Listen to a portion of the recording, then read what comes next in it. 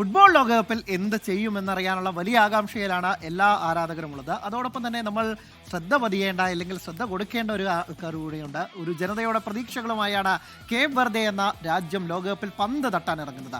FIFA ലോകകപ്പിൽ കളിക്കുന്ന മൂന്നാമത്തെ കുഞ്ഞൻ രാജ്യമാണ് കേപ്പ് വെർദെ. അറ്റ്ലാന്റിക് സമുദ്രത്തിന്റെ മടിത്തട്ടിൽ ഒരു പൊട്ടുപോലെ 10 ദ്വീപുകളുടെ കൂട്ടം കേപ്പ് വെർദെ. 5.5 ലക്ഷം മാത്രം ജനസംഖ്യ. ആ ജനങ്ങളുടെ ആകെ സ്വപ്നം പേറി കേപ്പ് വെർദെ വിശ്വവേദിയിൽ പന്തു തട്ടാനിറങ്ങുന്നു. ആഫ്രിക്കൻ വമ്പന്മാരായ കാമറൂണിനെ അടക്കം യോഗ്യതാ റൗണ്ടിൽ മുട്ടുകുത്തിച്ചാണ് ലോകകപ്പിലേക്കുള്ള വരവ്. പിന്നിട്ടത് കല്ലും മുള്ളും നിറഞ്ഞ പാതകൾ. വലിയ സ്റ്റേഡിയങ്ങൾ ഉണ്ടായിരുന്നില്ല, സൂപ്പർ താരങ്ങളുമില്ല. ഒത്തൊരുമയുടെയും മനക്കരുത്തിൻ്റെയും ബലത്തിലാണ് വരവ്. ദാരിദ്ര്യത്തെയും പ്രതിസന്ധികളെയും കാലിൽ പന്ത് കിട്ടുമ്പോൾ അവർ മറക്കും.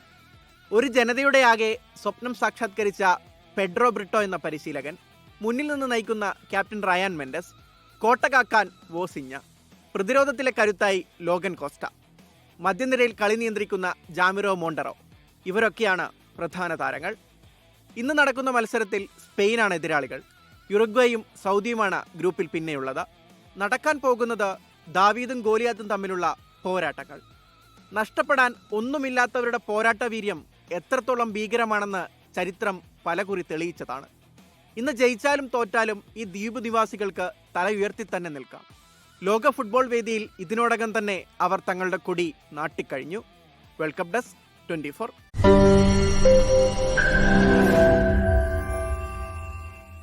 ലോകത്തെവിടെയായാലും ഏത് സമയത്തും 24 വാർത്തകളും ഓഗ്മെന്റഡ് റിയാലിറ്റി പാക്കേജുകളും എക്സ്പ്ലെയിനറുകളും വിശദമായി കാണാൻ ഞങ്ങളുടെ യൂട്യൂബ് ചാനൽ നിങ്ങൾക്ക് സബ്സ്ക്രൈബ് ചെയ്യാം.